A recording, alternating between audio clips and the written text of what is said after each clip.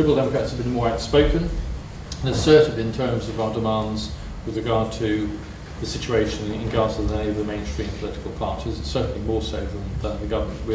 We've been pushing, and I've been pushing my own party to take very assertive, a very assertive line of the type that I've described today.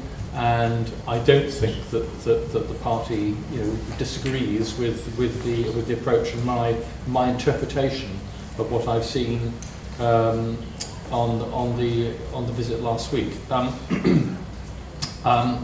As I say, I'm not fully aware of the criticisms which have been raised. I mean, obviously there are debates in all political parties, but I think we've so far taken a very strong line in terms of the recognition of Palestine, in terms of sanctions against Israel, in terms of banning all trade with settlements, etc. I mean, certainly lines which are not, and of course, the formal line which is supporting the two-state solution, which has been well established for a very long time. So, I mean, all of those things have been within the portfolio, as it were, of policy which the party has established. I had conversations with David Lammy before we went out, or communications, so he was aware that we were going out, and I believe that representations were made. Certainly the Foreign Office is well aware, and they gave us all of the relevant contact points with regard to prior to us going out and during the process while I was detained myself,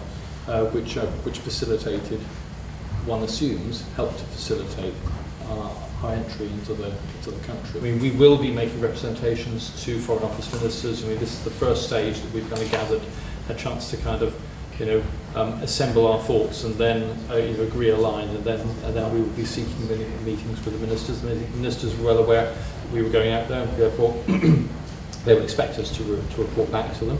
Obviously, having a Foreign Affairs Select Committee inquiry into the subject is obviously enormously helpful as well. I mean, what do I think the reason why the Labour government are being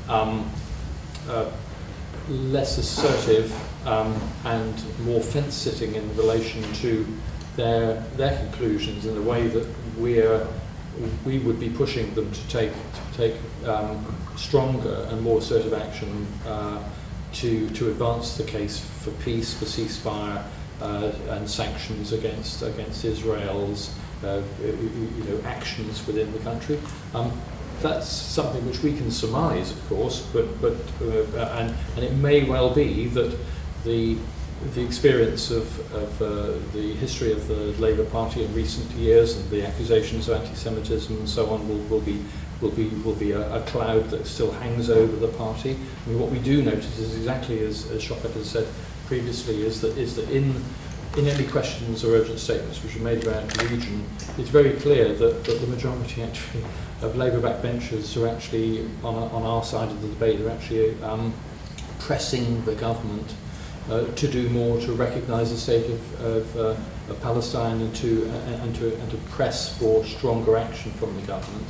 It's very interesting that they're kind of walking this tightrope of embroidering language to not say that Israel have breached international law, but there is a risk of the breach, and it's that kind of walking that tightrope, and that's why, for example, one of my conclusions is that perhaps if they won't say that they will recognise the state of Palestine, then will they not recognise or support that Palestinians have as much right to statehood and self-determination as the Israelis? That might be, a stepping stone on the way to recognising the state of Palestine.